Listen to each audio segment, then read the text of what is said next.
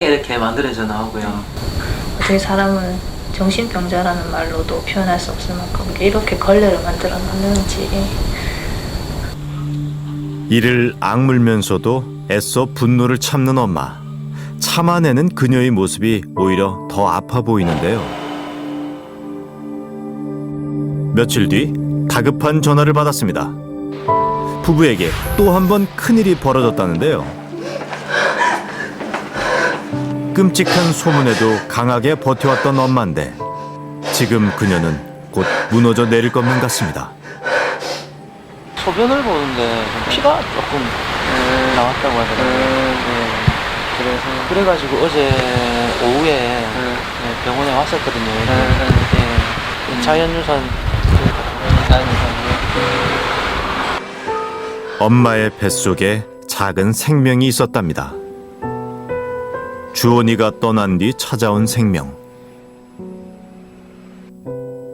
그 생명을 지키기 위해 엄만 잔인한 소문 앞에서도 내내 참아왔던 겁니다.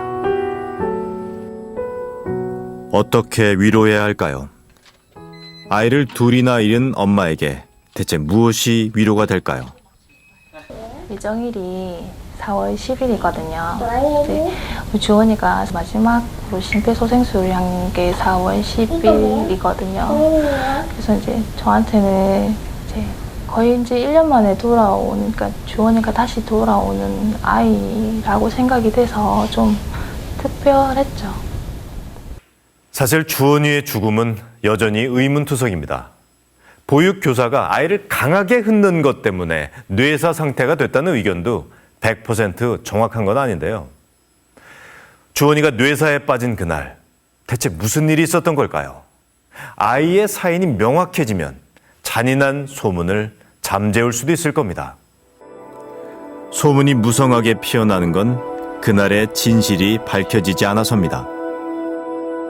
언제예요?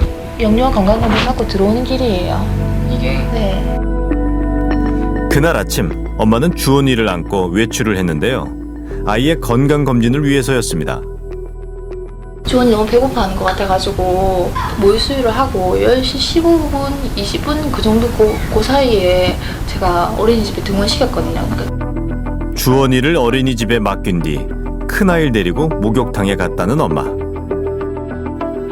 그런데 엄마가 목욕탕에 가 있는 동안 주원이에게 갑자기 문제가 생긴 겁니다. 아이를 어린이집에 맡긴 지 불과 1시간 30분 만에 일이 벌어진 건데요. 나갔다 오니까 문을 열자마자 이미 전화기에 불이 나 있는 거예요. 애기 아빠가 우리 애기가 지금 병원에 와 있다고. 병원에 실려간 주원이는 뇌사 상태에 빠져 있었습니다.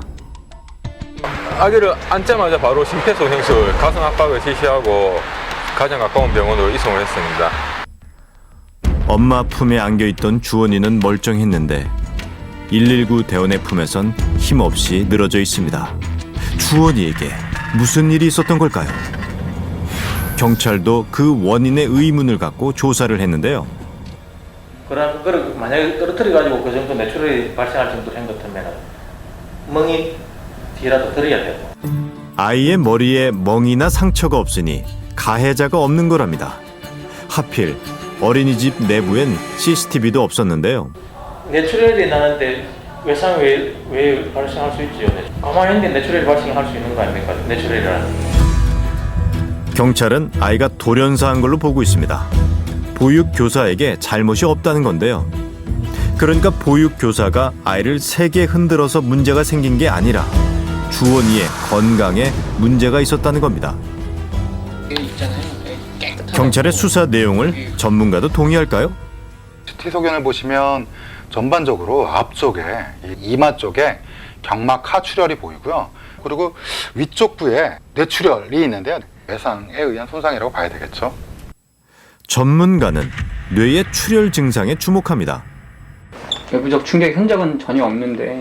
근데 우리가 흔히 외부 외력 손상이라고 그러면 뭐 때리거나 이래서 얼굴이나 머리 쪽에 어떤 멍이라든지 이런 걸 추정하게 되는데요.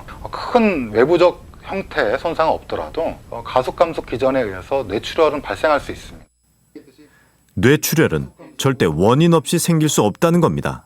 즉 떨어뜨렸다거나 어떤 심하게 흔들면서 벽에 부딪혔다든지 이런 손상이 같이 동반되면서 생긴 출혈이라고 봐야 되고 손상이라고 봐야 되고요.